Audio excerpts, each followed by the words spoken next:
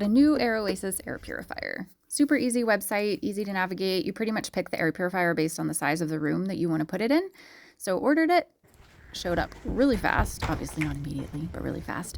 It's pretty light, so carefully carried it myself, but not a big, heavy thing. The hardest part of this whole process was finding a pair of scissors in my house, for Pete's sake.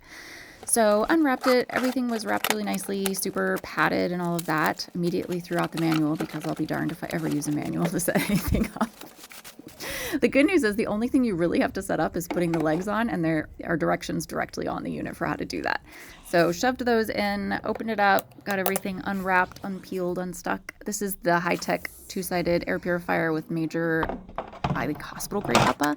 I did put that on wrong to begin with, but I figured it out.